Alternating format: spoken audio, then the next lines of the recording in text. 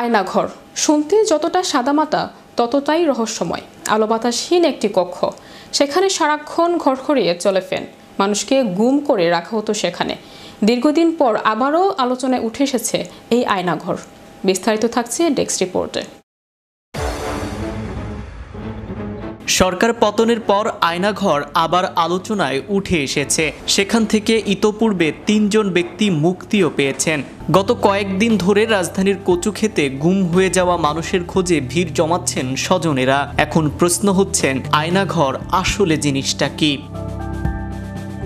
বাংলাদেশ প্রতিরক্ষা বাহিনীর counter terrorism intelligence bureau দ্বারা পরিচালিত একটি গোপন আটক কেন্দ্রের নাম আয়নাঘর। ধারণা করা হয় এখানে কমপক্ষে 16টি কক্ষ রয়েছে, যেখানে একসঙ্গে 30 বন্দী রাখার সক্ষমতা রয়েছে। আয়নাঘরটি বাংলাদেশের ঢাকার সেনানিবাস এলাকায় অবস্থিত বলেও ধারণা করা হয়। সুইডেন ভিত্তিক স্বাধীন নিউজ পোর্টাল নেত্র নিউজের একটি অনুসন্ধানী হুইসেল ব্লোর প্রতিবেদন প্রকাশ করে, যেখানে বলা হয় বাংলাদেশের কর্মকর্তারা আয়নাঘরে বলপূর্বক গুমের শিকারদের আটক ও নির্যাতন করছে। ওই প্রতিবেদনে গোপন কারাগারের সম্ভাব্য অবস্থানও প্রকাশ করা হয়েছে, যেখানে বলপূর্বক গুমের শিকার ব্যক্তিদের বাংলাদেশে রাখা হয়েছে বলে ধারণা করা হয়। আয়নাঘর শুনতে যতটা সাদামাটা ততটাই রহস্যময়। আলো বাতাসহীন একটি কক্ষ, যেখানে সারাক্ষণ ঘড়ঘড়িয়ে চলে ফ্যান।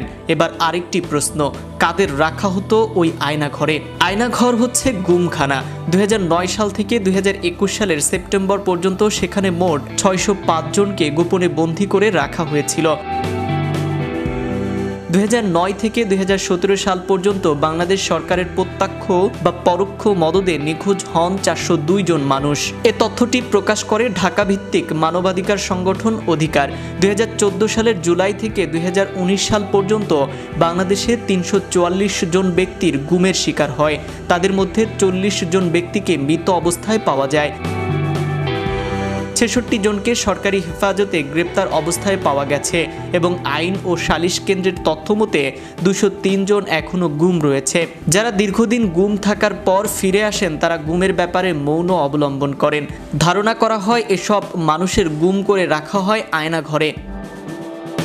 আয়নাঘরে যারা বন্দী থেকেছেন তাদের মধ্যে রয়েছে নর্থ সাউথ বিশ্ববিদ্যালয়ের সাবেক অধ্যাপক ও শিক্ষাবিদ মোবাশ্বের হাসান, সাবেক রাষ্ট্রদূত মারুফ জামান, ব্যবসায়ী অনিরুদ্ধ কুমার রায়। এছাড়া আয়নাঘর থেকে সম্প্রতি ছাড়া পেয়েছেন বাংলাদেশি ব্যারিস্টার এবং জামায়াত ইসলামী নেতা মীর কাশেম আলীর ছেলে মীর আহমেদ বিন কাশেম, সাবেক সামরিক জেনারেল এবং জামায়াতে ইসলামীর নেতা গোলাম আজমের ছেলে আবদুল্লাহিয়ান আমান আজমি, পার্বত্য চট্টগ্রামের রাজনৈতিক সংগঠন ইউপিডিএফ এর মুখপাত্র মাইকেল চাকমা।